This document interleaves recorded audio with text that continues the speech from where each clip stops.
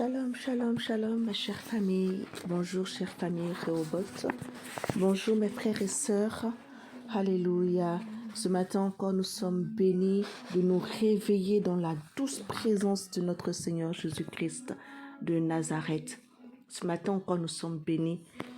Nous sommes bénis parce que nous savons que nous pouvons compter. Nous pouvons compter sur sa bienveillance, présence. Nous pouvons compter sur ses bontés. Nous pouvons compter sur sa parole.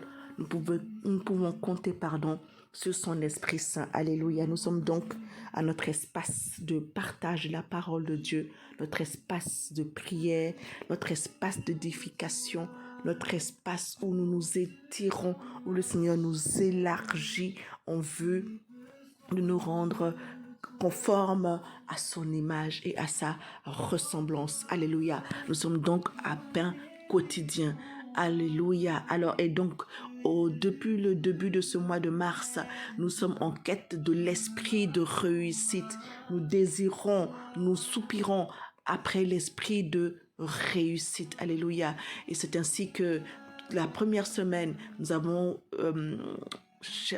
acquis la mentalité pour réussir, et tout le long de cette semaine, donc, nous sommes en train de croître en sagesse. Nous sommes en train de grandir en sagesse. C'est ainsi que nous avons pu voir comment demander la sagesse.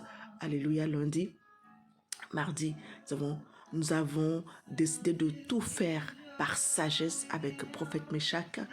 Hier, avec prophète Nathan, nous avons vu que la sagesse, la véritable sagesse, vient d'en haut. Amen. Et nous continuons de croître en sagesse aujourd'hui, et nous allons parler de l'instruction de sagesse. L'instruction de sagesse. Et pour ce faire, nous allons prendre nos Bibles dans le livre de Proverbes, Proverbes chapitre 13, le verset 33. Et je vais lire la parole de Dieu. Proverbes chapitre 13, le verset 33. Proverbes chapitre 13, le verset 33 dit ceci, excusez-moi. Proverbe 15, excusez-moi. Proverbe 15, verset 33. Proverbe chapitre 15, verset 33. Et je vais lire la parole de Dieu avec respect et considération. La crainte de l'Éternel enseigne la sagesse, et l'humilité précède la gloire. La crainte de l'Éternel enseigne la sagesse, et l'humilité précède la gloire. Et lorsque je vais reprendre ce même verset, donc ça va Proverbe chapitre 15, verset 33, dans la version parole de vie, je vais découvrir ceci. Le respect du Seigneur apprend la sagesse. Pour être honoré, il faut d'abord se faire petit. Le respect de l'Éternel, alléluia. Ce qui est magnifique dans la parole de Dieu, c'est qu'elle n'emploie pas les mots, les termes en vain. Alléluia. Clairement, il est dit que la crainte de l'Éternel,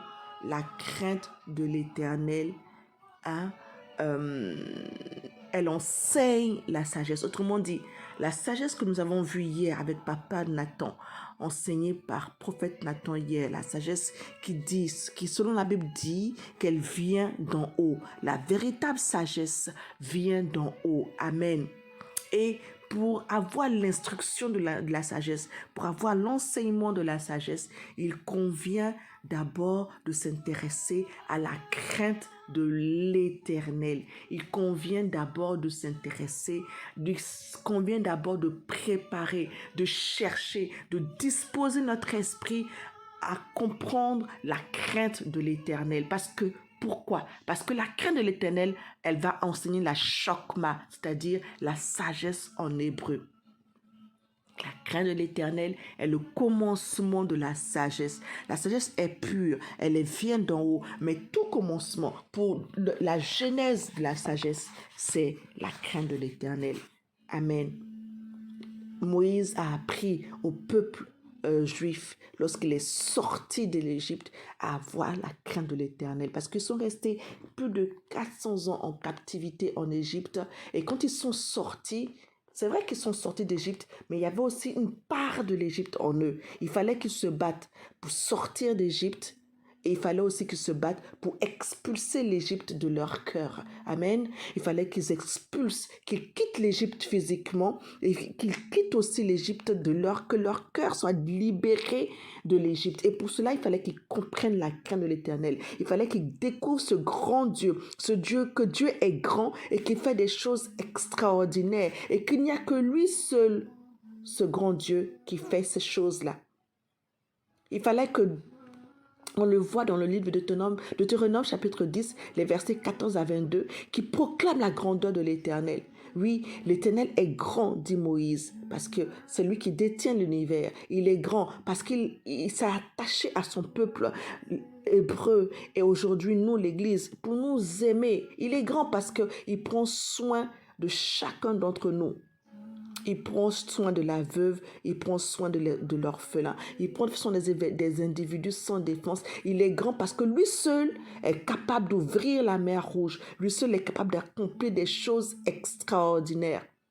Enfin, Dieu est grand parce qu'il bénit ceux qui ne le méritent pas. C'est pour ça que quand tu considères tout cela, tu te dis, personne d'autre ne peut faire ces choses à part le Dieu, le Père de gloire de notre Seigneur Jésus-Christ, à part le Dieu d'Abraham, d'Isaac et de Jacob, à part le Dieu de Rehoboth, à part le Dieu qui t'a aimé en premier et qui t'a attiré des ténèbres à son admirable lumière. Il est primordial d'abord de considérer la grandeur de Dieu afin que cette grandeur suscite en nous, sème en nous sa crainte, c'est-à-dire son respect. Amen. Comprendre qu'il ne faut pas se confier en d'autres divinités, ni même se confier en l'homme, mais dépendre simplement du grand Dieu. Et une fois que les Hébreux ont reconnu que Dieu est grand, ont reconnu que leur Dieu est un Dieu grand. Amen. Alors Moïse a pu leur dire, tu craindras l'Éternel ton Dieu, tu le serviras, tu t'attacheras à lui et tu jureras par son nom. Deutéronome chapitre 10, le verset 20. Amen. En raison de la position unique de notre Seigneur, le Seigneur mérite une crainte révérencieuse. Il mérite un service fidèle. Et lorsque tu rentres dans cette dimension de crainte, alors c'est le début de la sagesse. Et ce qui est merveilleux, c'est que Dieu associe la sagesse à l'humilité. Amen. Et l'humilité, comme dit la Bible, précède la gloire. L'humilité précède la gloire. Alléluia. Lorsque je me suis intéressée en préparant ce pain quotidien aux définitions bibliques, je vous ai dit, chokma, ça veut dire sagesse en hébreu. Amen. Ça veut dire que le conseil et l'intelligence appartiennent à Dieu. Amen. La crainte de l'Éternel, c'est-à-dire la chokma. La crainte de l'Éternel, est le commencement de la chokma, le commencement de la sagesse. Le monde appelle sagesse Sophia, c'est-à-dire philosophie. Lorsqu'on commence à penser à la sagesse selon le monde, on va s'intéresser à Sophia. Ce qui veut dire c'est l'action d'enrichir son esprit, de former son esprit. Amen. Et dans Sophia, il y a cette notion de pondérance, de modération, amen, de mesure, qui est le contraire de la folie, de l'inconséquence et de la démesure. Amen.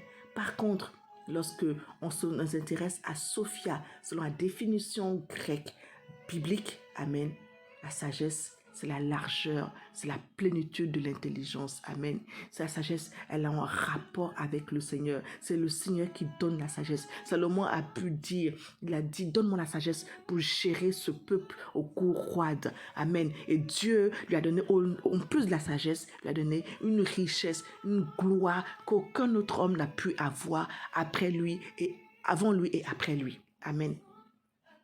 C'est vrai, la sagesse, la Sophia des hommes, la philosophie selon Platon, selon Aristote, nous enseigne à nous appuyer sur notre propre force. Amen. Alors que la Sophia de Dieu, amen, la Chokma de Dieu nous apprend la crainte de Dieu, la révérence de Dieu. Amen. Nous apprend que nous ne dépendons que de lui. Et plus on va entendre cette dimension de dépendance, amen, plus on va se reposer dans la chaleureuse présence de notre Dieu, plus on va détourner notre regard des choses de ce monde et tourner nos regards vers le Seigneur.